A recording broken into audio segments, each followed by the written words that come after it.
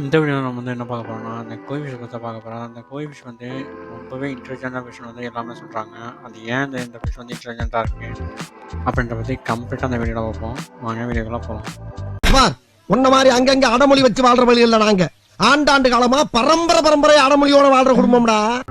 அதாவது இந்த கோய் ஃபிஷ்ஷை ஏன் வந்து ரொம்ப இன்டெலிஜென்ட்டான ஃபிஷ்ஷு அப்படின்னு சொல்றாங்கன்னு பார்த்தீங்கன்னா, அந்த கோய் ஃபிஷ் வந்து இதோட ஓனரை ரொம்ப ஈஸியா ஐடென்டிஃபை பண்ணிக்கும். அதாவது நீங்கள் டெய்லி ஃபுட்டு போகிறீங்கன்னா, நீங்கள் டெய்லியும் அதுக்கிட்ட போனாலே அது வந்து ஈஸியா ஐடென்டிஃபை பண்ணிக்கும். ஓகே, இவர் தான் நம்ம ஓனர். இவர் வந்து ஃபுட்டு போட தான் வராரு அப்படின்றத பத்தி ரொம்ப ஈஸியா கண்டுபிடிச்சுக்கும். நீங்கள் ஃபுட்டு போடலைனாலுமே, கிட்ட போனீங்கனாலுமே அது வந்து உங்ககிட்ட கொஞ்சம் விளையாடும். இது வந்து ரொம்ப மெயினான பிஹேவியர். இந்த மாதிரி பிஹேவியர் வந்து நிறையா ஃபிஷ் கிட்ட இருக்குது. ஆனால் கோய் ஃபிஷ் கிட்ட வந்து கொஞ்சம் அதிகமாகவே இருக்கும்.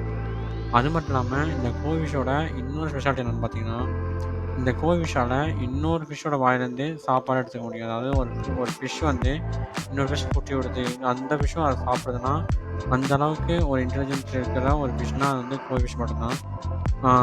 இது வந்து எத்தனை பேருக்கு தெரியும் தெரியலன்னு எனக்கு தெரில. அப்படி உங்களுக்கு தெரிஞ்சிருந்தாலும் தெரியலனாலும் கீழே கமெண்ட் பண்ணுங்கள். உங்களுக்கு தெரிஞ்சிருக்கா தெரியலையான்னு நான் கீழே கமெண்ட் செக்ஷனை வச்சு பார்த்துக்கிறேன். அதுக்கப்புறம் இன்னொரு மெயினான விஷயம் என்ன பார்த்தீங்கன்னா, அந்த கோய் ஃபிஷ் வந்து ரொம்ப பெருசாக வளரக்கூடிய மீன். அதாவது நீங்கள் நினைக்காத அளவுக்கு இந்த கோய் ஃபிஷ் வந்து பெருசாக வளரும். அதாவது நம்ம ஊரில் தான் இந்த கோய் ஃபிஷ் வந்து ஓரளவுக்கு மீடியம் சைஸில் வளருது.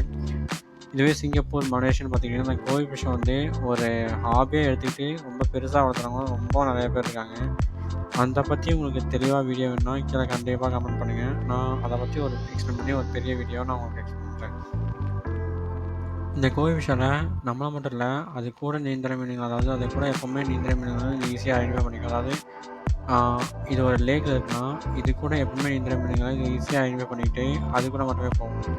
இது வந்து கோய் ஃபிஷ்க்கு இருக்க ஒரு நல்ல ஒரு ஸ்பெஷாலிட்டினே சொல்லலாம். அதுக்கப்புறம் மெயினாக அதோட பாடியில் இருக்க கலர்ஸ், அதாவது ஒரு கோய் ஃபிஷ்ஷோட பாடியில் இருக்க கலர் இன்னொரு கோய் ஃபிஷ்ஷுக்கு இருக்குன்னு சொல்ல முடியாது. அதாவது இதில் எக்கச்சக்கமான கலர் வேரியன்ட் இருக்குது. அதாவது 100க்கும் மேற்பட்ட கலர் வேரியன்ட் வந்து இந்த கோய் ஃபிஷ்ஷில் இருக்குது.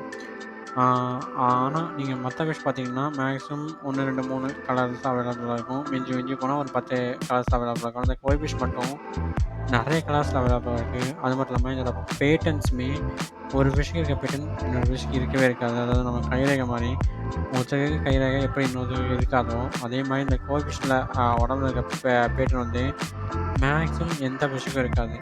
அது வந்து இந்த கோய் ஃபிஷ்ஷுக்கு இருக்கிற ஒரு பெரிய ஸ்பெஷாலிட்டின்னு சொல்லலாம். இதை வச்சு தான் நிறைய பேர் இந்த கோய் ஃபிஷ் வந்து இன்டெலிஜென்ட் ஃபிஷ்ன்னு சொல்கிறாங்க. இந்த வீடியோ எதாவது டவுட் இருந்தாலும், இல்லை இந்த வீடியோ மாதிரி வேறு ஏதாவது வீடியோ வேணுனாலும் கீழே கமெண்ட் பண்ணுங்கள். கண்டிப்பாக அந்த வீடியோவை நான் உங்களுக்கு அப்லோட் பண்ணுறேன். அப்புறம் இந்த வீடியோ பிடிச்சிருந்துச்சுன்னா லைக் பண்ணுங்கள், ஷேர் பண்ணுங்கள், மறக்காமல் சப்ஸ்கிரைப் பண்ணிடுங்க.